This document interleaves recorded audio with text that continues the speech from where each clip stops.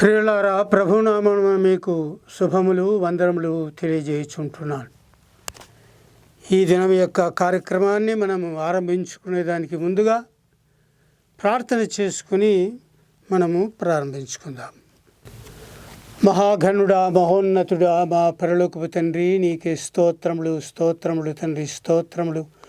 వాక్యమై ఉన్న దేవా, నీకే స్తోత్రము. మీరు నాలో ఉండి నా నోటి ద్వారా మీరు నీ బిడ్డలతో నాతోనూ మాట్లాడమని నిన్ను బతిమాలుకుంటున్నాను. తండ్రి, నిగూఢమైనటువంటి విషయాలన్నీ కూడా బయలుపరిచి నీ బిడ్డలతో మీరు మాట్లాడి మమ్మల్ని హెచ్చరించి బలపరిచి, ప్రభా, నీ యొక్క వాక్యానుసారముగా మేము జీవించుటకు నీ వాక్యమే సత్యమై ఉన్నది కనుక మీరు మాకు బోధించి ఆస్వాదించి మీరు మహిపొందమని యేసు క్రీస్తు వారి దివ్యమైన నామమునే బ్రతిమాలి వేడుకొంచున్నాను తండ్రి, ఆమేన్. Praise the lord. ప్రియులారా, గత ఎపిసోడ్స్లో కూడా మనము ఎవరు ధన్యులు అనేటువంటి అంశం మీద మనము ధ్యానించి ఉంటున్నాము. ప్రభువారు గలిలయ కొండ మీద నుంచి ఆయన కూర్చొని అక్కడ ఒక్క మాటతోటి ఆయన ఒక్కొక్క ప్రసంగాన్ని ఆయన చేసినట్లుగా మనము ధ్యానించి ఉంటున్నాం. అవి కొత్త నిబంధనలలో ఉన్నటువంటి విషయాలు. ఇప్పుడు మనము పాత నిబంధన గ్రంథములో నుంచి కూడాను మరి ఎవరు ధన్యులు అనేటువంటి విషయాన్ని గురించి మనము ధ్యానించని ఉంటున్నాం. అందుకని ప్రకటన గ్రంథము 1వ అధ్యాయంలో 3వ వచనములో ఈ విధముగా వ్రాయబడి ఉంటుంది: సమయము సమీపించినది కనుక ఈ ప్రవచన వాక్యములు చదువువాడును వాటిని విని ఇందులో వ్రాయబడిన సంగతులను గైకొను వారును ధన్యులు అని వ్రాయబడి ఉన్నది. కాబట్టి ప్రియులారా, ఇవన్నీ ప్రవచనములు. దేవుడు పలికినటువంటి మాటలు ప్రతి ఒక్కటి కూడా ప్రవచనమే. కాబట్టి ఈ ప్రవచన వాక్యములు ఒట్టిగా వినుట మాత్రము చేత ధన్యులు కాలేరు, కానీ విని వాటిని హృదయంలో భద్రపరుచుకుని వాటి చొప్పున గైకొనాలి. అందుకొరకే ఈ విషయాలన్నీ కూడా వ్రాయబడి ఉంటున్నాయి అని ఇక్కడ వ్రాయబడి ఉంటుంది. కాబట్టి ఈ ప్రవచన వాక్యములు చదువువాడును వాటిని విని ఇందులో వ్రాయబడిన సంగతులు గైకొను వారు ధన్యులని వ్రాయబడి ఉంటున్నాయి. కాబట్టి ప్రియులారా, దేవుడు మాట్లాడే ప్రతి ఒక్క వాక్యము అది ప్రవచనమై ఉంటున్నది. మనము విని విడిచిపెట్టినటువంటి వారముగా ఉండకుండా విని వాటిని గైకొని వాటి చొప్పున నడుచుకున్నట్టుకు మనం ప్రయాసపడినప్పుడే, ప్రయాసపడకుండా ఏది కూడా మనకు దొరకదు. కాబట్టి మనము ధన్యులము కావాలి అంటే ప్రవచన వాక్యములను గైకొని వాటి చొప్పున నడుచుకోవాలి అని దేవుని మనల్ని హెచ్చరిస్తూ ఉంటున్నాడు. కాబట్టి మొదటి కీర్తనలో మనము చూసినట్లయితే అక్కడ కొన్ని మాటలు వ్రాయబడి ఉంటున్నాయి. కీర్తనల గ్రంథములో మొదటి కీర్తన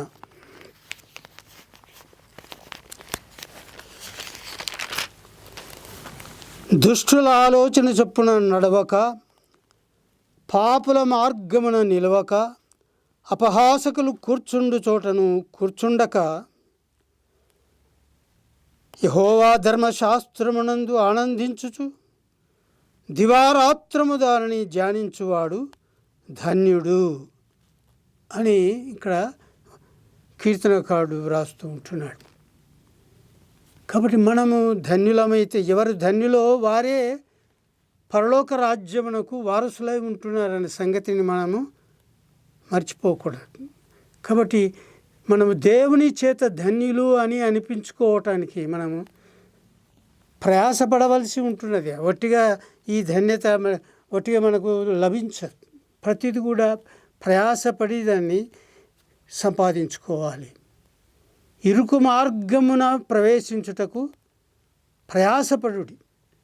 విశాల మార్గము అది సులువైనటువంటి మార్గం, అది నరకమునకు పోవు మార్గము అని ప్రభువు మనకు తెలియజేసి ఉంటున్నాడు. కాబట్టి ప్రతిదీ కూడాను పరలోక రాజ్యం సంబంధమైనటువంటి అవి ఇరుకు మార్గముగా ఉంటున్నది. అది అందుకొరకే ఇక్కడ దుష్టుల ఆలోచన చొప్పున నడవక, పాపుల మార్గమున నిలువక, అపహాసకులు కూర్చుండు చోటను కూర్చుండక, యెహోవా ధర్మశాస్త్రమునందు ఆనందించుచు, యెహోవా ధర్మశాస్త్రమునందు ఆనందించుచు దివారాత్రము దానిని ధ్యానించువాడు ధన్యుడు అని దేవుని వాక్యం చేత హెచ్చరిస్తూ ఉంటాడు దేవుడు. దివారాత్రము ఎవరైతే దేవుని మాటలు దివారాత్రము ధ్యానిస్తూ ఉంటారు, దేవుని వాక్యము చేత నీ వాక్యమే నన్ను బ్రతికించున్నది అని కీర్తనకారులు 50 కీర్తనలో వ్రాయబడి, నీ వాక్యమే నన్ను బ్రతికించు, నీ వాక్యమే నన్ను నడిపించున్నది అని రాయబడి ఉంటుంది. కాబట్టి వాక్యము, ఈ వాక్యమును మనము దివారాత్రము ధ్యానించుతూ ఉండాలి అని మనము హెచ్చరించబడుతూ ఉంటున్నాం. కాబట్టి ఎప్పుడైతే మనము దుష్టుల ఆలోచన చొప్పున మనం నడవకుండా, పాపల మార్గములో నిలవకుండా, అపహాసకులు కూర్చుండు చోట మనం కూర్చుండకుండా, యెహోవా ధర్మశాస్త్రమునందు ఆనందించుచు, ధర్మశాస్త్రము అది కఠినంగానే ఉంటుంది, అది ఆనందించుచు ధ్యానించాలని వ్రాయబడింది. ఆనందించుచు దాన్ని అర్థం చేసుకుని ఆ వాక్యమును హృదయంలో భద్రపరుచుకోవాలి. అలాగా దివారాత్రము దాన్ని ధ్యానించువాడు ధన్యుడు. కాబట్టి ప్రియులారా, మనము అలాగున్న దేవుని వాక్యమును మనము దివారాత్రములు ధ్యానించుచు ధన్యులమై ప్రభువు ఇచ్చినటువంటి ఆ యొక్క నిత్యరాజ్యము, పరలోక రాజ్యమును మనం స్వతంత్రించుకోవాలని ప్రభు ఆశ కలిగి ఉంటున్నాడు. అతడు నీటి కాలువల యొరను నాటబడినదై ఆకువాడక తన కాలమందు ఫలమిచ్చు చెట్టు వలె ఉండును, అతడు చేయనిదంతయు సఫలమగును అని ఇక్కడ రాయబడి ఉంటున్నది.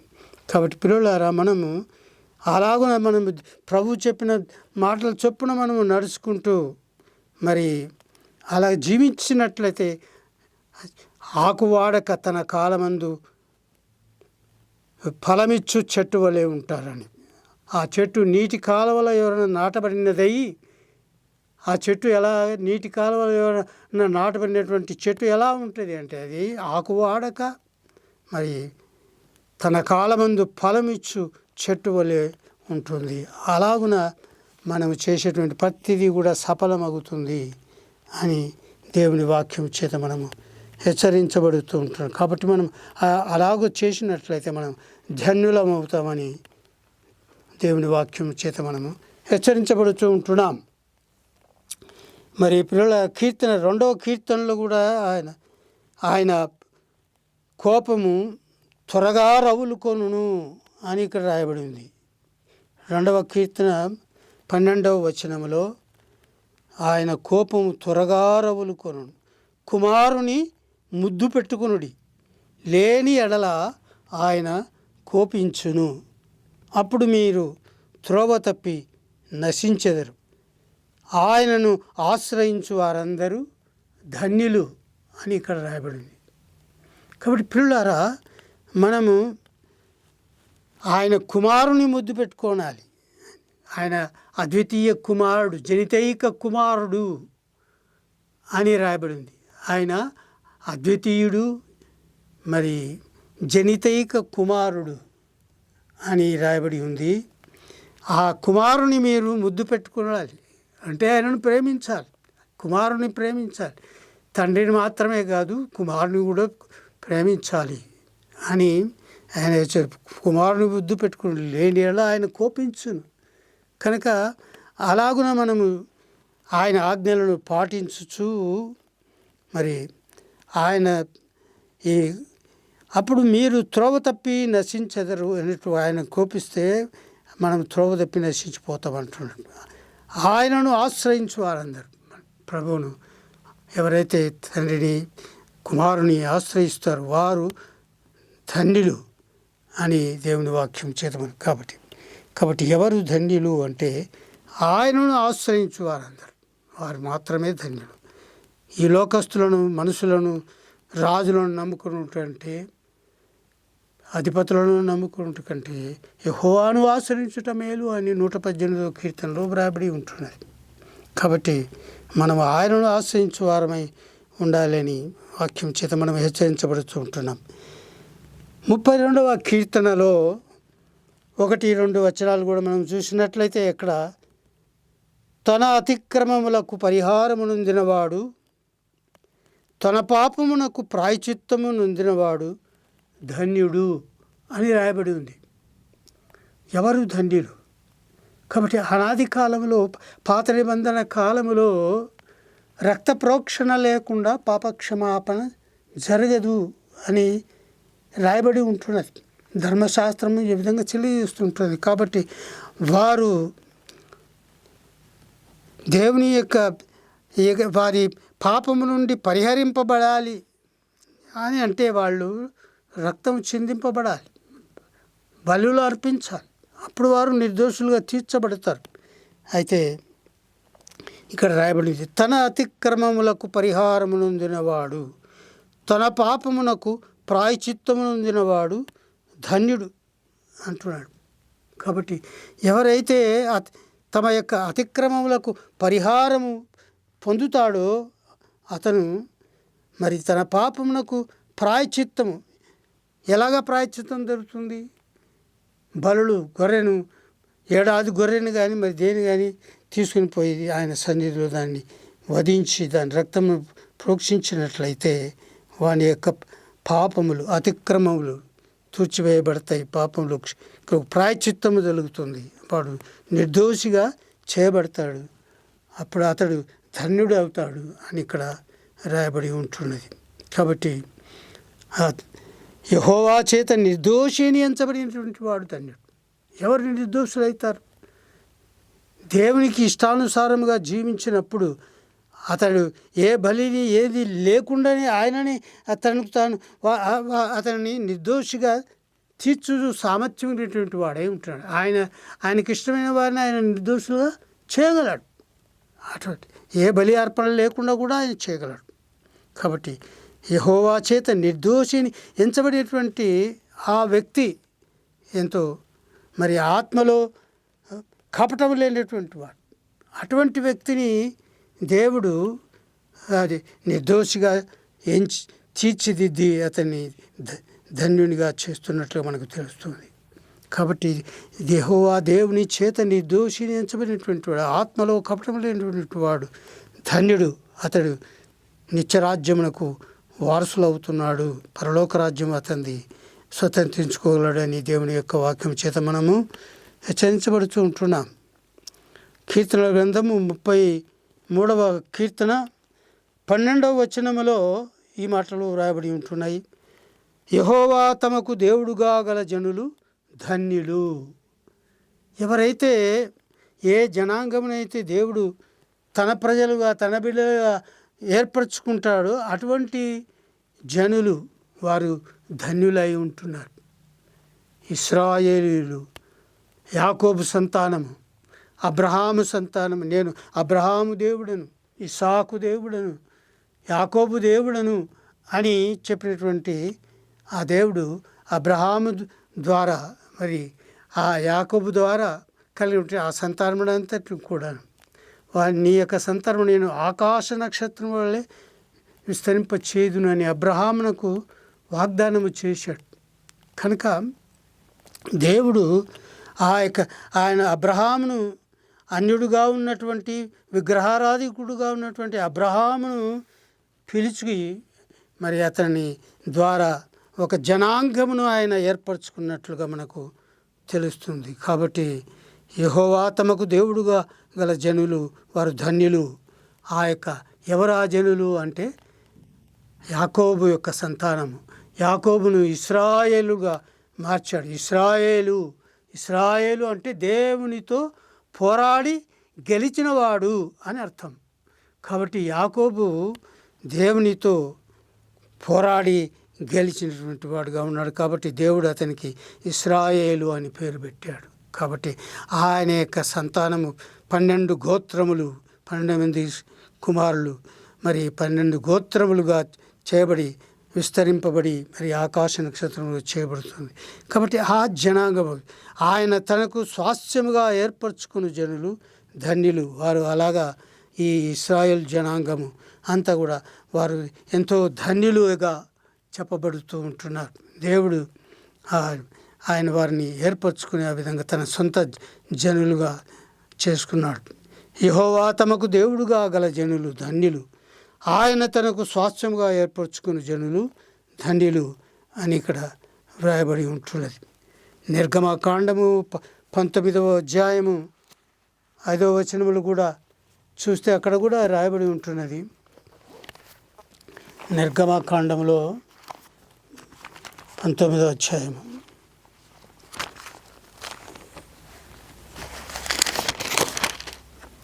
నిర్గమకాండము 19వ అధ్యాయము 5వ వచనం, కాగా మీరు నా మాట శ్రద్ధగా విని నా నిబంధనను అనుసరించి నడిచిన ఎడల మీరు సమస్త దేశ జనులలో నాకు స్వకీయ సంపాద్యమగుదురు అని ఇక్కడ దేవుడు సెలవిస్తున్నాడు.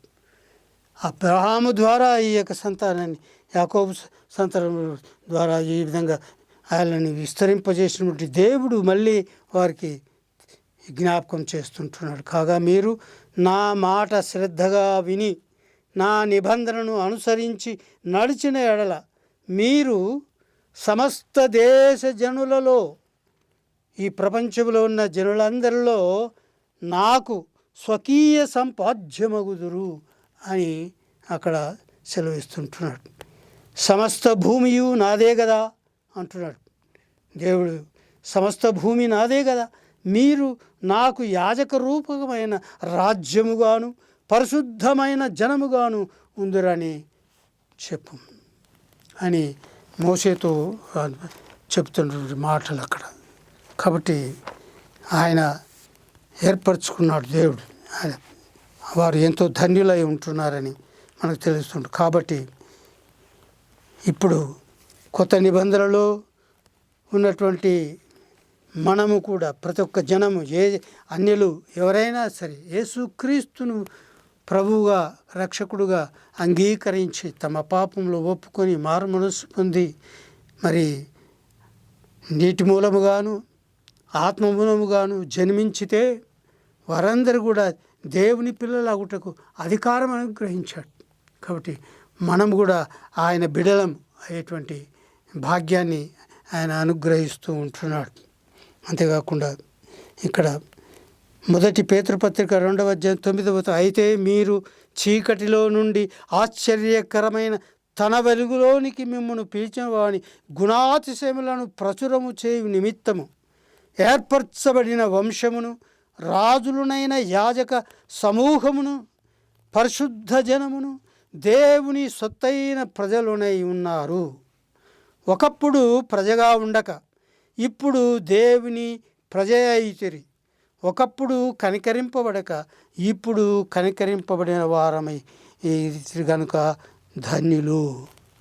కాబట్టి ఒకప్పుడు మనము దేవుని ఎరగనటువంటి ప్రజలుగా ఉన్నట్టు, అన్యజనములుగా ఉన్నట్టు ప్రతి ఒక్కరము కూడా మనము ఇప్పుడు ఏర్పరచబడినటువంటి జనాంగముగా మారిపోయాం. యేసుక్రీస్తు ప్రభువును రక్షకుడుగా ప్రభువుగా అంగీకరించి మన పాపములను ఒప్పుకున్నప్పుడు, నోటితో ఒప్పుకున్నప్పుడు, మరి బాప్తిస్వం పొందుట, నీటి ద్వారా జన్మించినప్పుడు, ఆత్మ ద్వారా జన్మించినప్పుడు, అప్పుడు మనము ఈ విధంగా మనం చేయబడుతూ ఉంటున్నాం. మిమ్మును పిలిచిన వాని గుణాతిశయములను ప్రచురము చేయు నిమిత్తం ఏర్పరచబడిన వంశము. ప్రతి ఒక్కరు కూడా ఎందరైతే యేసుక్రీస్తును ప్రభుగా రక్షకుడు అంగీకరించి ఉంటున్నారు వారందరూ కూడా వారు ఏర్పరచబడే వంశముగా చేయబడుతుంటారు. రాజులైన యాజక సమూహము అవుతూ ఉంటున్నారు. అంతేకాకుండా పరిశుద్ధ జనము అవుతున్నారు. ఇదే ఇట్టి భాగ్యము మనకు ప్రతి ఒక్కరికి క్రైస్తవులకు దేవుడు అనుగ్రహిస్తూ ఉంటున్నాడు. దేవుని సొత్తైన ప్రజలనై ఉన్నారు. ఒకప్పుడు ప్రజగా ఉండక ఇప్పుడు దేవుని ప్రజ అయితిరి. ఒకప్పుడు కనికరింపబడక ఇప్పుడు కనికరింపబడిన వారైతిరి కనుక ధన్యులు.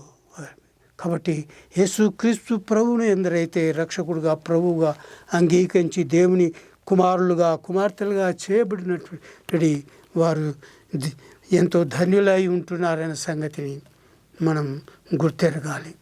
కాబట్టి ప్రియులారా, యెహోవా యందు భయభక్తులు గల వారి చుట్టూ ఆయన దూత కావలి ఉండి వారిని రక్షించును అని ఇక్కడ రాయబడి ఉన్నది. కీర్తన గ్రంథం 34వ కీర్తన వచనము 7, 8 గమనించినట్లయితే ఇక్కడ యెహోవా యందు భయభక్తులు గల వారి చుట్టూ ఆయన దూత కావలి ఉండి వారిని రక్షించును. ఎవరైతే యెహోవా యందు భయభక్తులు కలిగి జీవిస్తూ ఉంటారో వారికి అందరికీ చుట్టూ ఆయన దూతలు కావలి ఉండి రక్షిస్తూ ఉంటారని దేవుని యొక్క వాగ్దానమై ఉంటున్నది. దేవుడు వాళ్ళని కాపాడుతూ ఉంటాడు. అది ఆయన దూత కావలి ఉండి వారిని రక్షిస్తుంది. యెహోవా ఉత్తముడని రుచి చూచి తెలుసుకునుడి.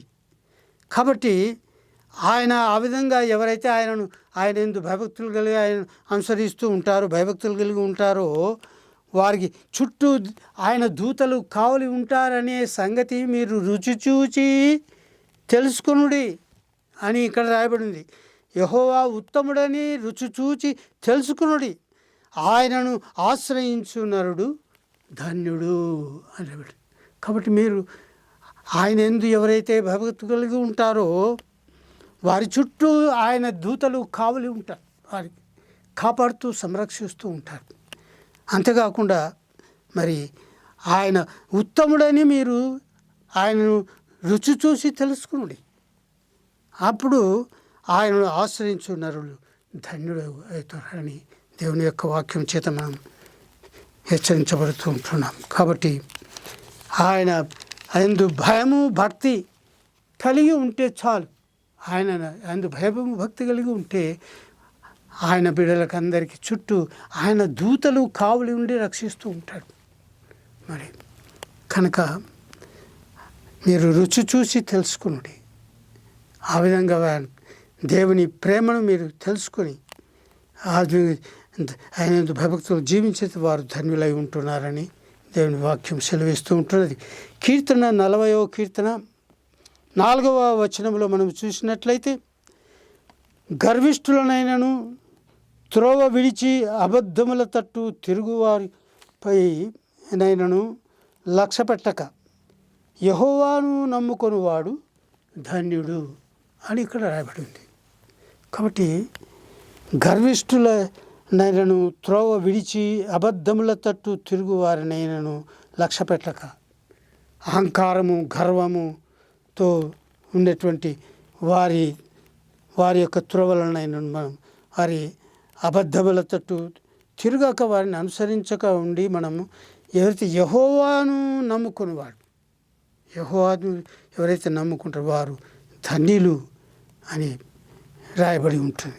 కాబట్టి మనము గర్విష్ఠులముగా ఉండకుండా సాత్వికులమై ఉండాలని దేవుడు కోరుకుంటున్నాడు. మరి మనము అబద్ధముల తట్టు తిరగకుండా సత్యమునే పలుకున్నటువంటి వారముగా ఉండాలని దేవుడు కోరుకుంటున్నాడు. ఆయన సత్యమైనటువంటి వాడుగా ఉంటున్నాడు. కాబట్టి ఆ యెహోవా దేవుని ఎవరైతే నమ్ముకుంటున్నారో వాడు ధన్యుడు అని ఇక్కడ రాయబడి ఉంటున్నది. కీర్తనలు మరి 84వ కీర్తనలో 11, 12 వచనాల్లో కూడా మనం చూస్తే అక్కడ కూడా రాయబడి, దేవుడైన యెహోవా సూర్యుడును ఖేడమునై ఉన్నాడు, యెహోవా కృపయు ఘనతయు అనుగ్రహించును అని ఇక్కడ రాయబడింది. దేవుడైన యెహోవా సూర్యుడు అంటే సూర్యుడు పరాక్రమమైనటువంటి అయినటువంటి వాడుగా ఉంటున్నాడు, సూర్యుడు ఉంటున్నాడు, ఖేడమునై ఉన్నాడు, ఆయన మనకు కాపుదల కూడా ఉంటున్నాడు ఆయన. కనుక యెహోవా కృపయు ఘనతయు అనుగ్రహించేటువంటి వాడుగా ఉంటున్నాడు. యథార్థముగా ప్రవర్తించు వారికి ఆయన ఏ మేలును చేయక మానడు. కాబట్టి ఎవరైతే యథార్థవంతులుగా ఉంటున్నారో వారి పట్ల ఆయన ప్రతి ఒక్కరికి మేలు చేసేటువంటి వాడుగా ఉంటున్నాడు. కాబట్టి సైన్యములకు అధిపతియగు యెహోవా నీ యందు నమ్మిక ఉంచువారు ధన్యులు అని రాయబడి ఉండేది. కాబట్టి ఈ విధంగా ఆయన యందు ఎవరైతే యెహోవా దేవుడు సైన్యములకు అధిపతి యెహోవా దేవుని యందు నమ్మిక ఉంచుతూ ఉంటున్నారు వారు ధన్యులై ఉంటున్నారు అని రాయబడి ఉంటున్నది.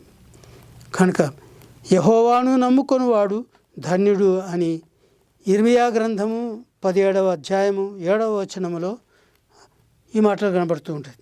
యెహోవాను నమ్ముకొనివాడు ధన్యుడు, యెహోవా వానికి ఆశ్రయముగా ఉండును అని ఉంటుంది. అంతేకాకుండా కీర్తనలు 41:1-3 వచనాలు, బీదలను కటాక్షించువాడు ధన్యుడు అని రాబడి. ఎవరైతే బీదలను కనికరించి వారిని ప్రేమించి వారికి సహాయం చేస్తాడో కటాక్షిస్తాడో అది దయగలవాడై ఉంటాడో అతడు ధన్యుడు అని ఇక్కడ రాయబడి ఉంటుంది. కాబట్టి బీదలను కటాక్షించువాడు ధన్యుడు, ఆపత్కాలమందు యెహోవా వారిని తప్పించును అని ఇక్కడ రాయబడింది. ఆపద వచ్చినప్పుడు దేవుడు అతన్ని తప్పిస్తాడట. అది ఎవరైతే బీదలను కటాక్షించి ప్రేమించి వారు సహాయం చేసి ఆదుకుంటారో అటువంటి వ్యక్తిని ఆయన ఆపత్కాలమందు అతనికి ఆపద ఏమైనా కలిగినప్పుడు యెహోవా వారిని తప్పించును, యెహోవా వారిని కాపాడి బ్రతికించును అని రాయబడింది. భూమి మీద వాడు ధన్యుడగును అని వ్రాయబడి ఉన్నది. కాబట్టి ఎవరు ధన్యులు అంటే బీదలను కటాక్షించువాడు. ఎవరైతే బీదలను కనికరించి వారిని ఆశ్రయించి వారిని ప్రేమించి ఆదుకున్నటువంటి వాడు ధన్యుడు. ఆపత్కాలంలో అతడు తప్పించబడతాడు. వారిని యెహోవా దేవుడు అతన్ని తప్పించి కాపాడి బ్రతికించును అని ఇక్కడ రాయబడి ఉంటుంది. కాబట్టి భూమి మీద వాడు ధన్యుడు అని అటువంటి వ్యక్తి బీదలను కటాక్షించేటువంటి వాడు ధన్యుడు భూమి మీద అని రాయబడి. వాని శత్రువుల ఇచ్చకు నీవు వారిని అప్పగింపవు. రోగ సమయ మీద యెహోవా వారిని ఆదరించును, రోగము కలుగగా నీవే వారిని స్వస్థతపరచుదువు. దేవుడే అటువంటి బీదలను ఆదరించి సంరక్షించి కటాక్షించి గుణము కలిగినటువంటి అటువంటి వ్యక్తులను రోగంతో బాధపడుచు సమయంలో అతడు యెహోవా వారిని ఆదరిస్తాడు. రోగము కలగగా నీవే వారిని స్వస్థతపరచుదు అని రాయబడింది. కాబట్టి అతడు ధన్యుడై ఉంటున్నాడు. కీర్తన 84:4-5 వచనాల్లో మనం చూస్తే అక్కడ కూడా నీ మందిరమునందు నివసించువారు ధన్యులు, వారు నిత్యము నిన్ను స్తుతించుదురు అని ఇక్కడ. యెహోవా మందిరం ఆవరణములలో ఉండుట కూడా ఎంతో ధన్యత అని ఇక్కడ రాయబడింది. దుష్టుల గుడారములలో నివసించుట కంటే యెహోవా యొక్క మందిర ద్వారములతో ఉండుట అది ఎంతో మేలు అని వాక్యం సెలవిస్తుంటుంది. అందుకనికే ఎవరైతే యెహోవా దేవుని యొక్క మందిరములో నివసిస్తారో వారు ధన్యులు. ఎందుకంటే వారు నిత్యము ఆయనను స్తుతిస్తూ ఆరాధిస్తూ ఉంటారు. కాబట్టి వారు ధన్యులై ఉంటున్నారు. నీ వలన బలమునందు మనుష్యులు ధన్యులు అని రాయబడి ఉన్నది. నీ వలన బలము పొందువారు మనుష్యులు ధన్యులు.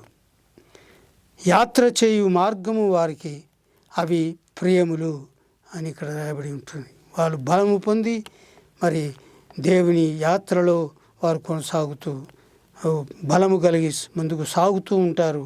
వారు ధన్యులై ఉంటున్నారు అని దేవుని వాక్యం చేత మనం తెలుసుకుంటున్నాం. కీర్తన 65:4 వచనములో నీ ఆవరణములలో నివసించున్నట్లు నీవు ఏర్పరచుకొని చేర్చుకునివాడు ధన్యుడు అని రాయబడింది. ఆయన ఆవరణములలో నివసించుట. మరి ఒక కీర్తనలో 84వ కీర్తనలో ఆయన బలిపీఠం యొద్దనే పిచ్చుకలకు నివాసము దొరికను, గుళ్ళు పెట్టుటకు వానకోవులకు స్థలము దొరికనని వ్రాయబడి ఉంది. అలాగే ఆయన స్థలములలో అలాగా ఆయన ఆవరణములలో నివసించున్నట్లు నీవు ఏర్పరచుకొని చేర్చుకునివాడు ధన్యుడు అని ఇక్కడ రాయబడి ఉంటున్నది. కీర్తన 112 మరి 1 వచనములో యెహోవాను స్తుతించుడి, యెహోవా యందు భయభక్తులు గలవాడు ఆయన ఆజ్ఞలను బట్టి అధికముగా ఆనందించువాడు ధన్యుడు అని ఇక్కడ రాయబడింది. కాబట్టి యెహోవాను ఎవరైతే స్తుతిస్తూ ఉంటారో, యెహోవా యందు భయభక్తులు కలిగి ఉంటారో, ఆయన ఆజ్ఞను బట్టి అధికముగా ఆనందిస్తూ ఉంటాడో అతడు ధన్యుడు అని ఇక్కడ రాయబడి ఉంటుంది. కాబట్టి అటువంటి ధన్యతను మనము పొందుకోవాలంటే తండ్రి అయిన దేవుని, కుమారుడైన దేవుణ్ణి మనము స్తుతిస్తూ ఆయన యందు భయభక్తులు కలిగి ఉండాలని మనము కోరబడుతుంటున్నాము. వాని సంతతి వారు భూమి మీద బలవంతులగుదురు, యథార్థవంతుల వంశం వారు దీవించబడుదురు.